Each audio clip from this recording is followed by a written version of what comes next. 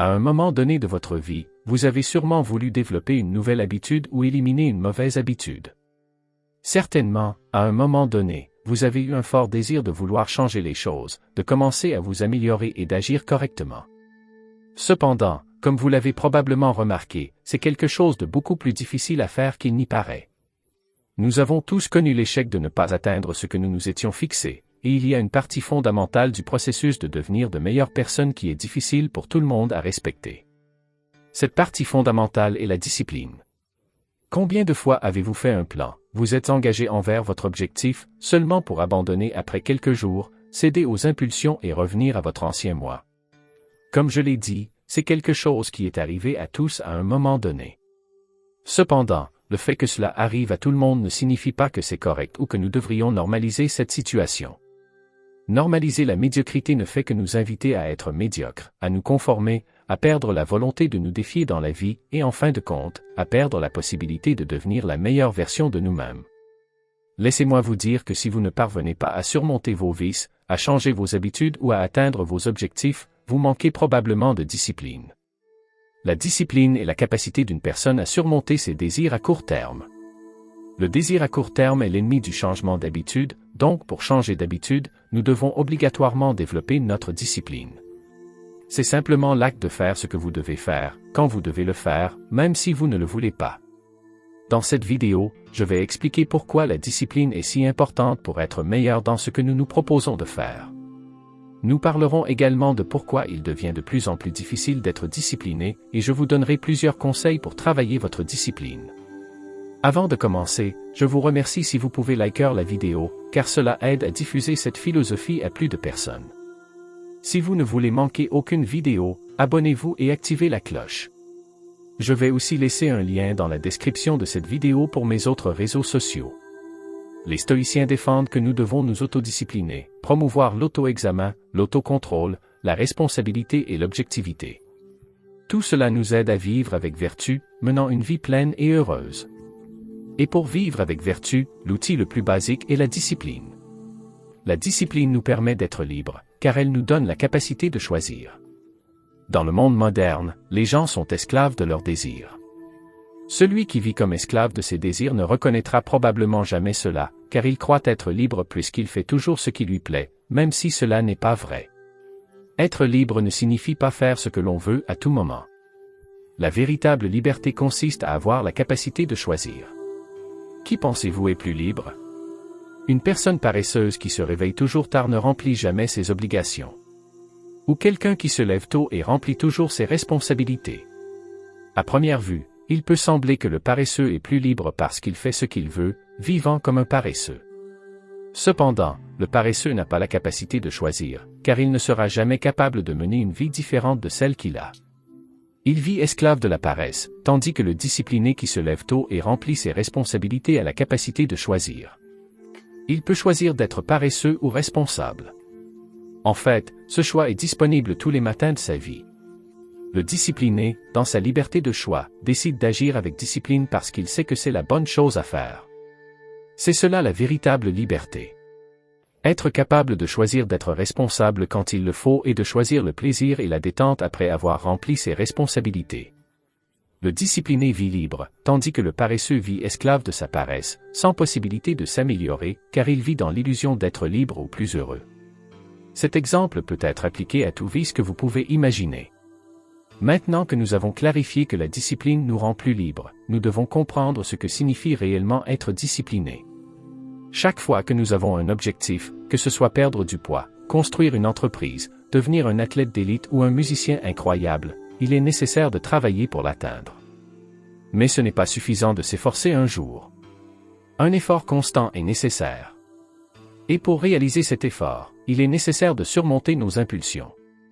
La capacité de surmonter ces impulsions, d'agir malgré la tentation de ne pas le faire, c'est la discipline. Être discipliné ne signifie pas que vous ne ressentirez jamais l'envie de vous détendre.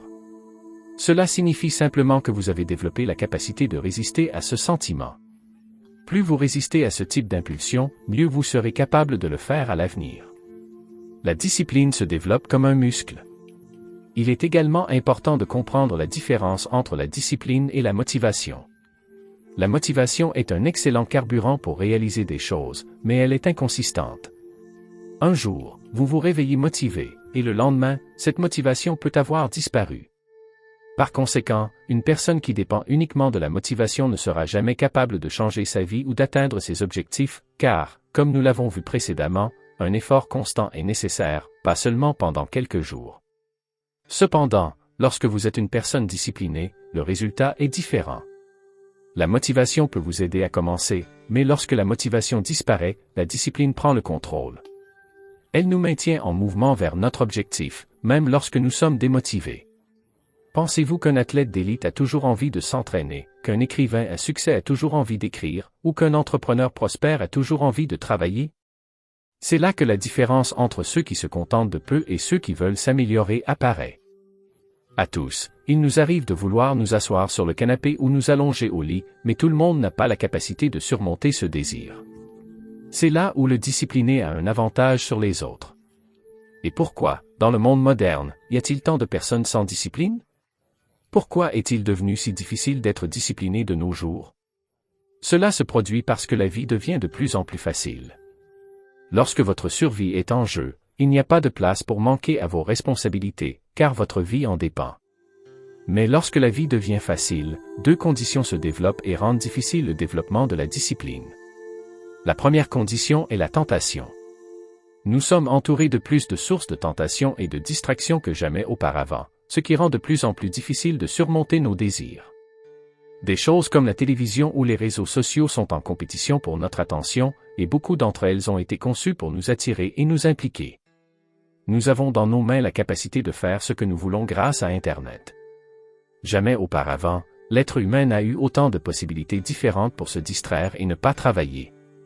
Je ne dis pas que toutes ces choses sont mauvaises, mais il est de notre responsabilité d'apprendre à gérer le temps que nous leur consacrons. La deuxième condition est le manque de résistance. Une vie plus facile nous offre également moins d'opportunités pour pratiquer la discipline. Comme je l'ai dit précédemment, la discipline est comme un muscle, et elle s'atrophiera si elle n'est pas utilisée. Dans le monde moderne, il n'est pas nécessaire d'être discipliné pour survivre. Amazon nous offre des livraisons le lendemain, Netflix nous permet de regarder ce que nous voulons quand nous le voulons, les réseaux sociaux nous fournissent des doses de dopamine quand nous en avons besoin, et nous pouvons commander de la nourriture qui arrivera à notre porte en 30 minutes. La liste est interminable. La satisfaction instantanée élimine lentement les opportunités de pratiquer la discipline. Nous devenons impatients et notre capacité d'attention diminue. Il y a une phrase de Sénèque que j'aime beaucoup, car elle reflète bien comment une vie plus facile nous prive des opportunités de nous améliorer et d'être disciplinés. La phrase dit « Il n'y a personne de moins chanceux que l'homme à qui l'adversité a oublié, car il n'a pas l'opportunité d'être testé. » Malheureusement, le monde élimine les sources de résistance nécessaires pour créer la discipline. Nous devons comprendre que le confort n'est pas quelque chose de mauvais en soi-même pour les stoïciens, c'est simplement un outil, et cet outil peut être utilisé pour le bien ou pour le mal. Utiliser le confort pour se reposer après avoir rempli nos responsabilités est quelque chose de bien, quelque chose que j'encourage même.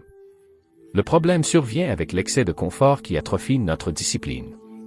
Tout le monde aime s'asseoir sur le canapé et se reposer. Cependant, la discipline est inconfortable. Elle n'est pas agréable parce qu'elle nous cause de la souffrance. Mais ce malaise est le catalyseur de la croissance. Elle nous donne une sensation de développement, de réalisation et de conquête. Elle nous montre les limites de notre capacité et nous permet de les dépasser. Alors, comment construisons-nous la discipline? Le premier pas pour être discipliné est de trouver un but, de définir un objectif que vous voulez atteindre.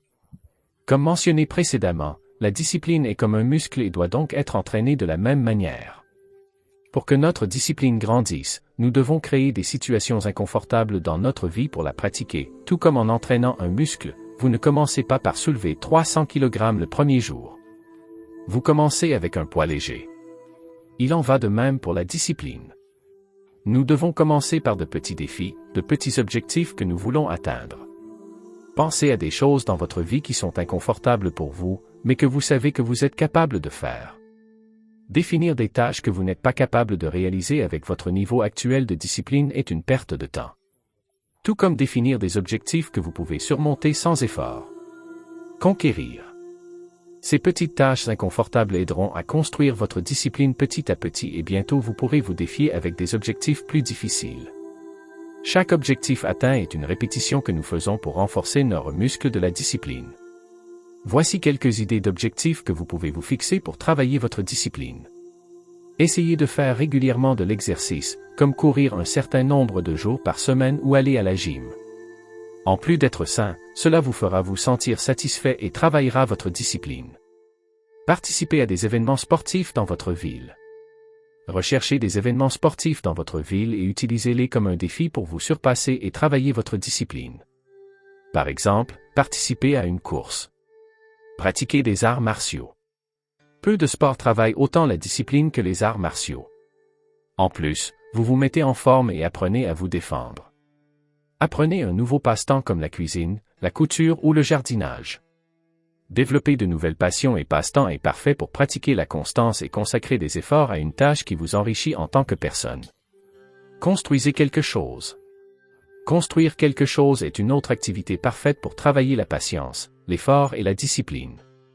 Pensez à un projet qui vous passionne et essayez de le mener à bien. Réveillez-vous tôt.